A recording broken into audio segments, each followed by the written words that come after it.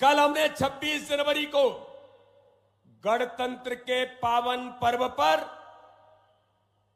गणतंत्र दिवस मना करके अपने संविधान को सशक्त और सक्षम बनाने का संकल्प लिया है माननीय प्रधानमंत्री नरेंद्र मोदी जी के नेतृत्व में। लेकिन आज का दिन इंदौर के लिए कितना महत्वपूर्ण है।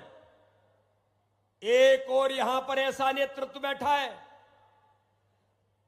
जो माननीय प्रधानमंत्री नरेंद्र मोदी जी के नेतृत्व में, जिन्होंने बाबा साहब अंबेडकर के सम्मान के लिए,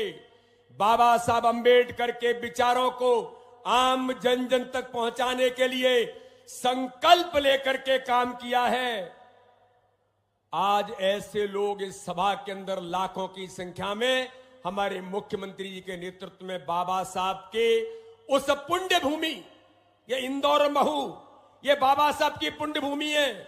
तो एक और बाबा साहब का सम्मान करने वाले लोग आज इंदौर के अंदर आज यहां पर उपस्थित हैं,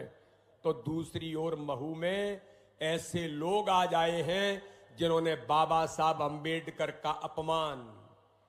केवल एक बार नहीं मेरे भाई और बहनों, ये महू की भूमि, बाबा साहब अंबेडकर की जन्मभूमि आज पूछ रही है कांग्रेस के नेतृत्व से,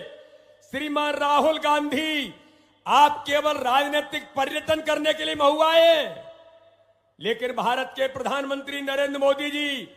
अगर महू जाते हैं, बाबा साहब अंबेडकर की जन्मभूमि पर आते हैं, अगर वो दीक्षा भूमि के बारे में सोचते हैं, बाबा साहब अंबेडकर के पंच तीर्थों पर अगर कहीं भी भारतीय जनता पार्टी का नेतृत्व आता है तो बाबा साहब अंबेडकर के सम्मान के लिए उस पंच तीर्थ का निर्माण करने का काम कोई करता है तो भारत के प्रधानमंत्री नरेंद्र मोदी करते हैं। तो आज की इंदौर की जनता जनार्दन के लिए, मध्य प्रदेश के लिए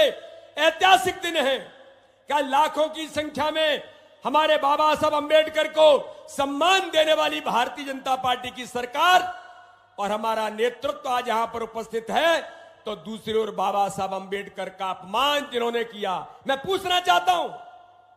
मेरे भाई और बहनों, ये लोग कहते हैं कि गांधी जी, बाबा साहब अंबेडकर, संविधान, समय समय पर गांधी जी का भी उन विचारों को कभी कांग्रेस ने जमीन पर नहीं उतारा। बाबा साहब अंबेडकर का तो अपमान बार बार किया, लेकिन संविधान में इस लोकतंत्र की हत्या करने का काम किसने किया? तो मेरे भाई और बहनों, आज इस मंच से मैं पूछना चाहता हूं, राहुल गांधी जवाब दो। संविधान के अंदर आजादी के बाद धारा 370 इस देश के अंदर संविधान में